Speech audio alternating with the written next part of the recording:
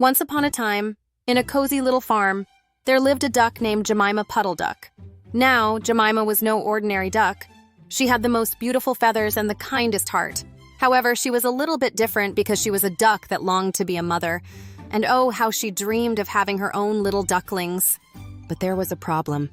Jemima didn't want anyone to know about her plans.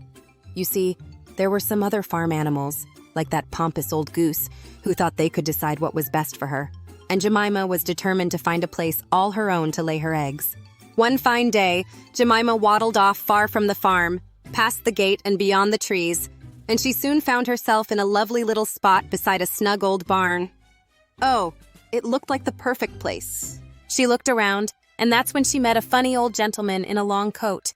He looked quite dapper indeed. His name was Mr. Todd, and he was a sly old fox.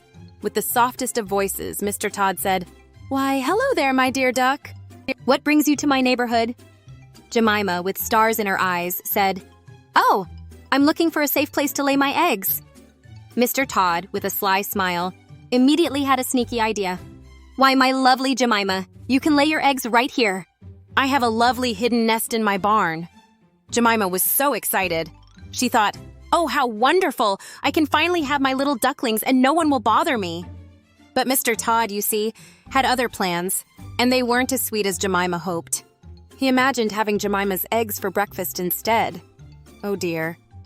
But Jemima wasn't thinking about that.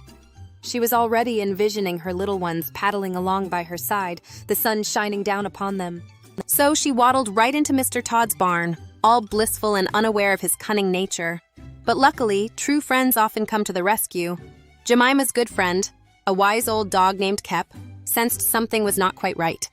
Kep had noticed Jemima wandering off and decided to follow her because, you know, a good friend always keeps an eye out.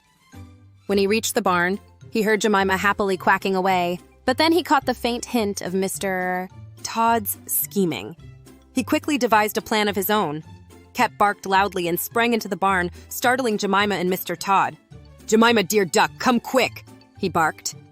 Mr. Todd's expression soured as he realized his secret plan had been thwarted. In one swift move, Kep boldly nudged Jemima out of the barn, away from Mr. Todd's clutches. "Come on, let's go back home where it's safe, and we can find you the perfect spot for your nest." Jemima quickly realized that maybe the best place for her was at home with her friends. So they happily waddled back to the farm together, where Jemima decided to lay her eggs right near the peaceful pond, surrounded by friendly faces. And guess what? There, in the warm sun and safe haven, Jemima hatched the most adorable little ducklings anyone had ever seen. They were fluffy balls of joy, quacking and splashing around, and oh, how proud Jemima was.